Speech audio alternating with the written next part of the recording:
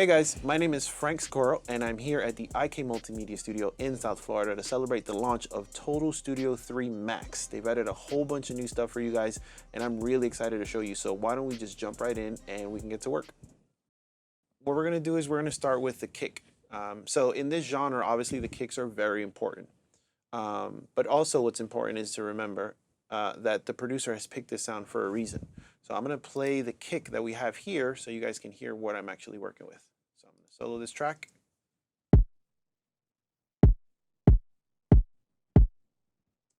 And there we have a really big beefy kick. Now, what I already know about this track though is that there's an 808 which is going to play along with it. Now, the 808 will play along with the kick, so it's important that I find a correct space for both of them.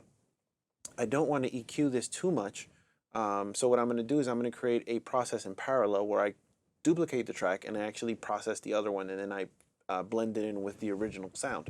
So what I'm using here now is I'm using a combination of plugins, and well, the first one is this very brand new plugin from IK called Comprexxor. Now this is based on a very well-known compressor that some of you might be familiar with, and for those of you who are not, welcome. So this compressor is great because the extremity or the extremes to which it can actually do compression. So I have it here set to this max ratio, which actually completely crushes things, which I love. And this is going to work really well for what I'm trying to achieve, which is kind of a click sound. And then you can hear it, a lot of peak in that kick drum. This is not a kick drum that I would let play by itself, but in conjunction with the other one gives me a lot of attack that I need for the kick to actually cut through on smaller speakers. So what did I do here? First and foremost, I used this max setting on the ratio. So at an extreme point, we're doing limiting, sorry. Now, my attack is slow. So I want the transient of the kick to actually cut through. And then I set my release fairly fast because I don't want it to hold on for too long.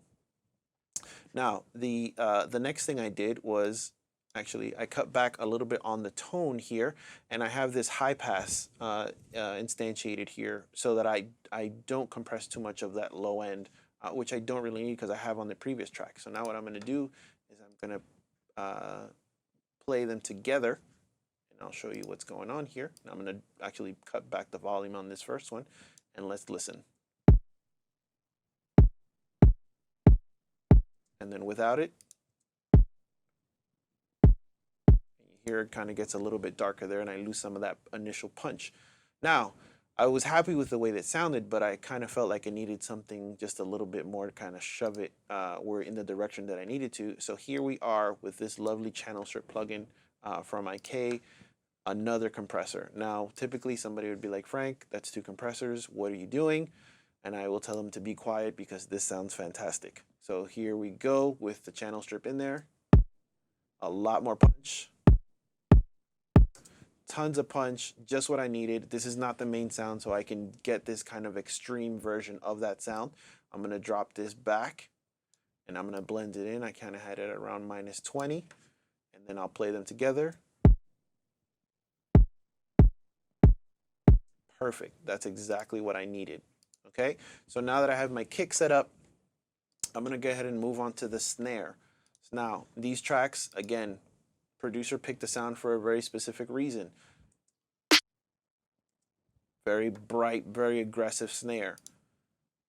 I'm boosting some 5K here because that's what I needed to cut through. I'm also, if you notice, cutting out a good amount of the low end. I don't need that down there. I have a lot of stuff going down in that area. 808 kicks. I don't need any extra energy from that snare, so I'm going to cut that out. So now I'm going to play my kicks and my snares together.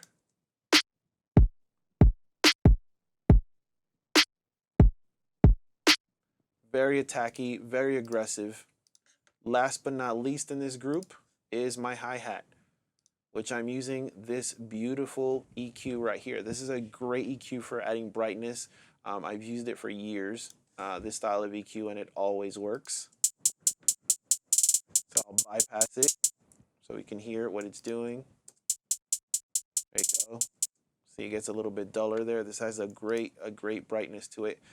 Cool. So now that I have the individual sounds kind of in a position where I like it, I usually we'll put something just to tie it all together. So I created a drum bus here, and I've instantiated the T-RackS suite, where I'm using a bus comp and a British channel. On the bus comp, not doing a lot of compression, only doing ratio of 2.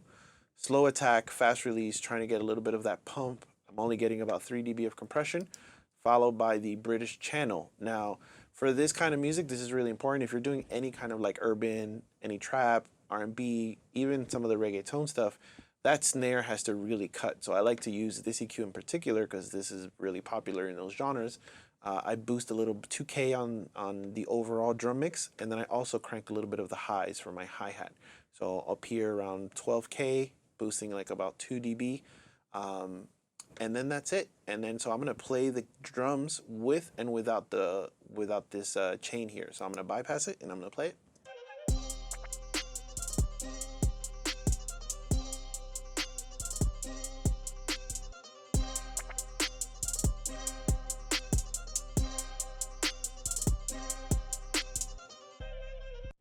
So there you go. A little bit goes a long way, and you see how the drums just kind of jumped out and they're more in your face. So now that I have my drums in a position where I like them, I'm gonna go ahead and work on what is the elephant in the room, which is this 808.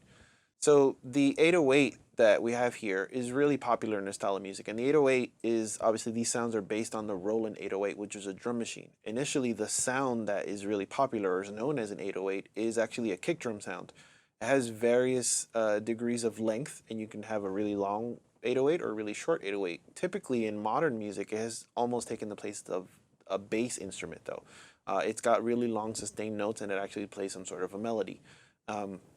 Because of that, it takes up a lot of space, and we always have to find a way to make it fit in the track. It usually holds down a lot of the low end. So to do that, I'm actually pulling up my friend here, the compressor, one more time, and I'm doing some aggressive compression.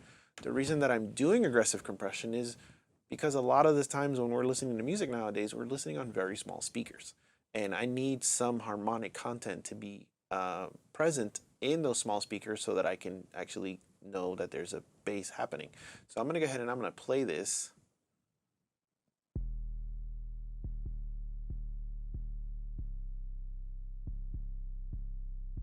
So there's my compressed version. I'm gonna bypass the plugin and let you hear what it sounded like before.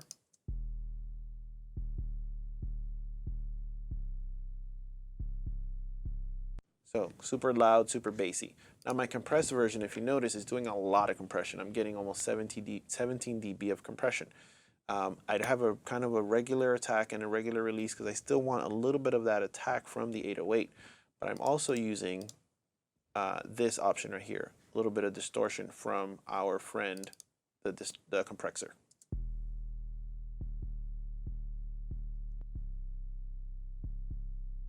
Now turn that off again and let you hear it.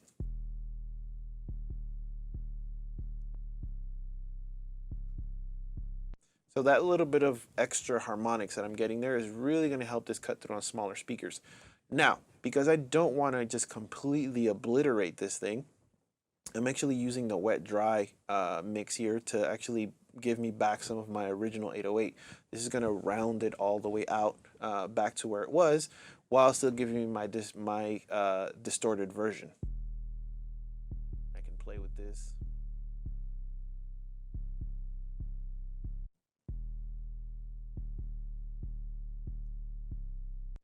Now I'm getting a nice bit of volume. I'm bringing up all that harmonic content. I'm getting a little bit of distortion here, a little bit of resonance that's going to work. And when I pop this in back with my drums,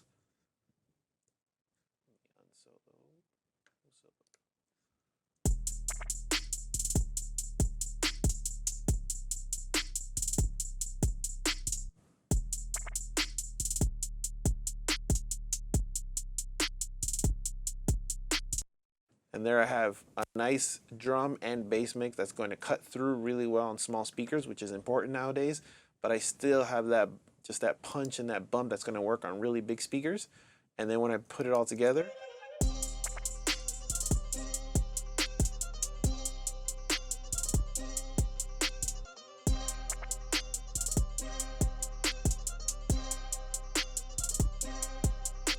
So there you go, guys. Those are some really cool tips on how you can get your drums and your bass to work together really well in your tracks. I hope you enjoy this. I want to say thanks to the IK Multimedia family for letting me come into their studio today and do this. And I hope you enjoyed it. And I'll see you around.